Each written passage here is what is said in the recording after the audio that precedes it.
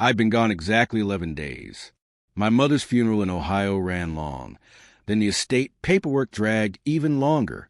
On the red-eye back to Phoenix, all I could think about was collapsing into my own bed in a house I'd owned outright since 2018. The same Spanish-style stucco on Cactus Wren Lane. I'd painted myself the year I closed on it. My keys, still on the same worn University of Arizona lanyard, jingled in my pocket as the Uber turned into the subdivision. That's when I saw the moving truck. 2 men in navy polos were hauling my leather sectional toward it.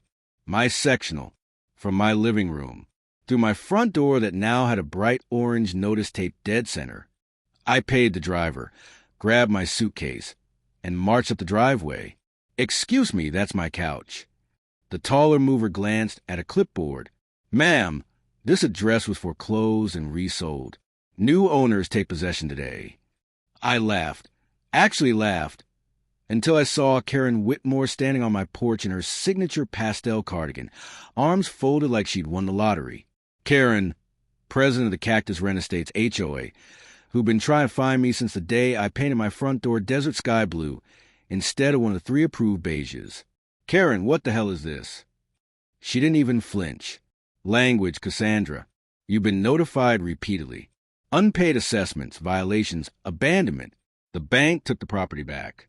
It's all perfectly legal. I hadn't received a single notice. I paid my mortgage automatically every month. I'd never miss an HOA payment either. $1.47 a month, auto-drafted like clockwork." I dubbed my keys out and held them up. "I have the keys, Karen. I have the deed in my office. You want to explain to me how my paid-off house got foreclosed while I was at my mother's funeral?" Her smile thinned. "Identity theft happens. Squatters happen. Either way, you're trespassing now."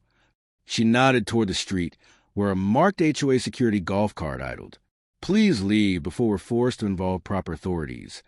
I walked past her, shoved my house key into the deadbolt I'd installed myself, and turned. It clicked open like it had every day for 7 years.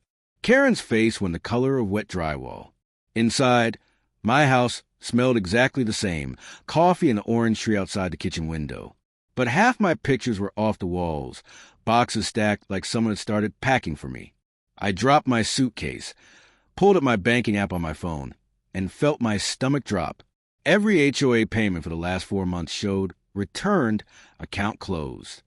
Someone had closed the HOA's own bank account and rerouted the auto pays to God knows where. I was dialing my attorney when the real authorities showed up, 2 actual Phoenix PD cruisers, lights flashing. Karen must have called them the second my key worked. The first officer, a sergeant named Morales, stepped onto the porch with Karen hovering behind him like a malignant hummingbird. "Ma'am, we have a report of a trespasser who forced entry." I opened the door wider. "Sergeant, this is my house.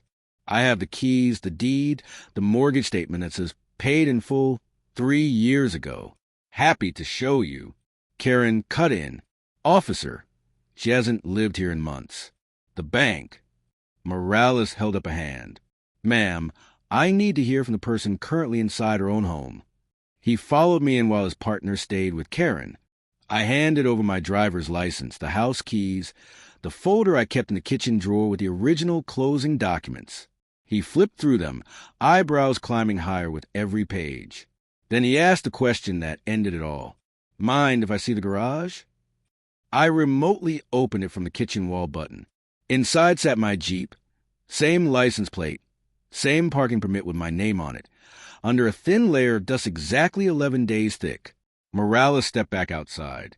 Karen was mid-sentence, waving a manila fold of her own. He took it, flipped through, and his whole posture changed. "Mrs. Whitmore," he said, voice suddenly formal. "These documents you provided, the quitclaim deed, the supposed foreclosure notice, are dated 4 days from now, and the notary stamp belongs to a woman who died in 2021. He looked almost sorry for her. "That's not how time works. Or fraud." Karen went fishbelly white. The second officer was already on his radio, requesting a detective. I stood in my own doorway, keys still in my hand, watching the woman who tried to steal my house get redder rights on my front lawn. The movers Realizing the job was very much not legit, started unloading my couch bag through the door, apologizing like they'd personally offended me. As they loaded Karen into the cruiser, she shouted over her shoulder, "This isn't over, Cassandra!" I raised my keys and jingled them one more time. "Pretty sure it is, Karen." The orange notice came down. My couch went back where it belonged. And by sundown, I was drinking coffee on my own patio again, watching the desert sky turn the exact shade of blue I painted my front door, the one that started it all. Some battles you don't need to fight.